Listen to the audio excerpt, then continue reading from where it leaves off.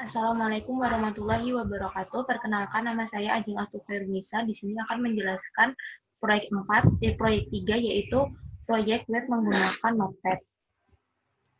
Nah, untuk cara yang pertama yaitu bukalah Notepad.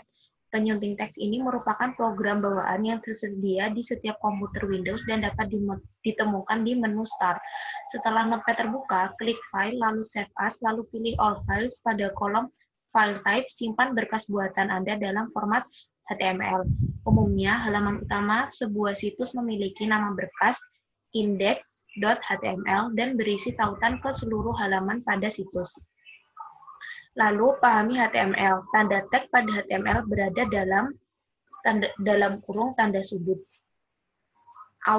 Lalu awali halaman web dengan memasukkan tanda sudut HTML di bagian atas berkas. Gunakan tanda sudut head untuk memasukkan berbagai informasi. Tanda title berguna untuk mengatur judul halaman, sementara tanda meta opsional berfungsi untuk memasukkan penjelasan mengenai isi halaman web. Tanda meta tersebut kemudian akan dibaca oleh situs pencari seperti Google. Setelah memasukkan tanda head, beri judul halaman dengan tanda title, misal title WikiHow _title. Akhiri kepala situs dengan menggunakan tanda head. Gunakan tanda body untuk memasukkan isi halaman. Ingat bahwa tidak semua warna didukung oleh peramban. Misalnya warna abu-abu gelap mungkin tidak didukung. Lalu tuliskan isi halaman web di antara tanda body. Misalnya mulailah dengan membuat kepala situs. Kepala situs adalah bagian situs dengan berukuran besar dan dibuat dengan tanda H1 hingga H6.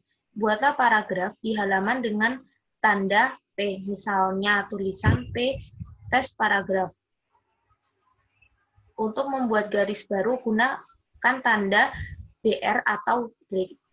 Gunakan berbagai tanda berikut untuk memformat teks pada halaman web. B untuk menambahkan teks, I untuk memiringkan teks, dan U untuk menggaris bawahi teks. Setelah menggunakan tanda tersebut, jangan lupa untuk menutupnya. Lalu tambahkan gambar dengan tanda image untuk memperindah situs. Lalu buatlah tautan yang mengarah ke halaman lain dengan tanda A. Lalu setelah selesai mengisi situs, akhiri halaman dengan menutup tanda garis miring body. Lalu tutup kode HTML dengan garis miring HTML. Lalu simpan halaman web yang telah dibuat dengan ekstensi HTML dan bukalah di peramban favorit Anda untuk mengujinya. Lalu ini ada kelebihan dan kelemahan Notepad. Untuk kelebihannya, yaitu kode yang dibuat efisien dan manajer dapat lebih memahami bagaimana halaman web bekerja. Lalu untuk kelemahannya, yaitu harus mempelajari perintah-perintah HTML dan proses pembuatan kode. Lalu proyek 4, yaitu formulir survei web atau HTML siswa. Bagian-bagian contoh formulir. Nah, tombol radio harus digunakan untuk pilihan eksklusif di mana jumlah pilihan yang tersedia terbatas. Jika terdapat banyak pilihan, pilihan-pilihan ini dapat memakan tempat yang amat banyak pada halaman web. Jika seorang pengguna dapat memilih lebih dari satu pilihan, kotak cek harus digunakan.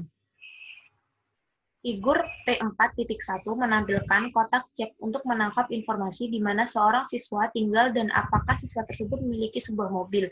Baris 29 dan 30 pada figur P4.2 membuat kotak cek yang nampak pada contoh. Perhatikan bahwa nama field berbeda pada baris 29 dan 30, sehingga masing-masing baris membuat fieldnya dan banyak kotak cek dapat dipilih. Jika kotak Like on Campus dipilih dengan klik mouse, maka field akan memiliki nilai yes. Nah, ini merupakan bagian-bagian contoh dari formulir. Nah, menu drop-down disebut juga kotak pilihan, memberikan pengguna daftar pilihan yang bersifat saling eksklusif ketika pengguna tersebut mengklik icon drop-down. Perhatikan bahwa terdapat perintah awal dan akhir untuk pilihan tersebut, dan masing-masing pilihan dari daftar pilihan ini memiliki awal dan akhirnya masing-masing. Nama field pilihan ini ada pada perintah pilihan rate, tetapi nilai yang ditunjukkan oleh field ini dihasilkan oleh perintah option. Field ini memiliki respons sebagai berikut: no response, excellent, average, dan poor.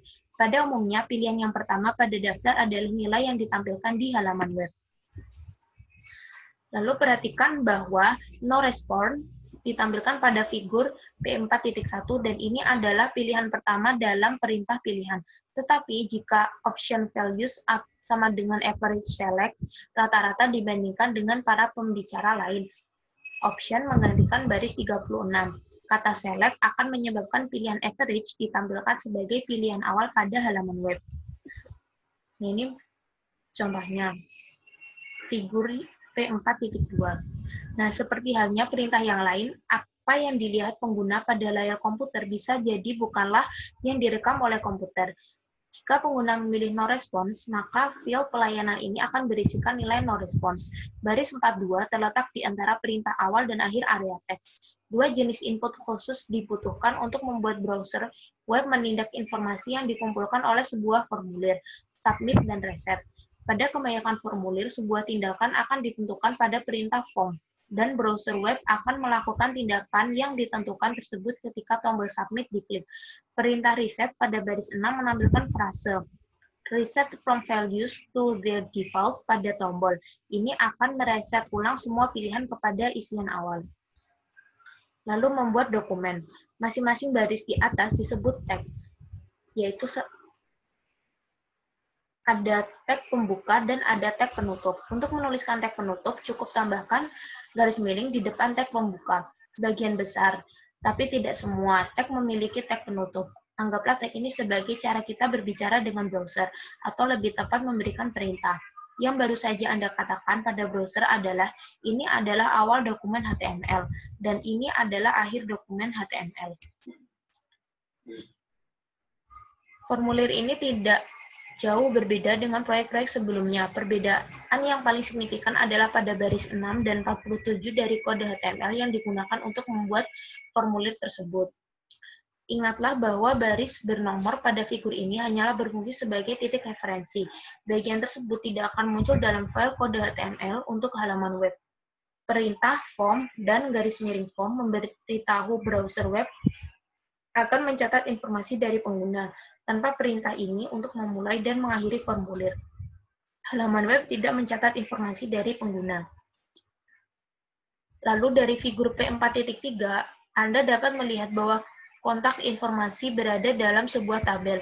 Kolom yang pertama memberikan label untuk formulir tersebut. Baris 14 dan 18 adalah perintah yang menangkap input untuk field, name, dan email. Baris 23 hingga 26 menampilkan pilihan untuk tingkat kelas. Field name haruslah sama untuk tombol radio. Pada contoh ini, nama yang dicantumkan selalu school year. Satu-satunya yang dilihat dari baris 23 adalah sebuah tombol radio dan kata freshman. Nah, perhatikan 4 fitur penting mengenai baris 23. Jenis field, nama field, nilai field, dan fakta bahwa pilihan ini sudah memiliki tanda cek dari awal. Jenis field radio menyebabkan browser web memberi lingkaran yang dapat dimasukkan dengan sebuah klik mouse. Nah, perhatikan field value. Pada baris ke-23, ketika lingkaran sebuah frase freshman dipilih, komputer tersebut memasukkan nilai FR pada field school year. Pengguna halaman web melihat frase freshman, tetapi browser melihat nilai FR ketika lingkaran tersebut dipilih. Lalu menyimpan dokumen.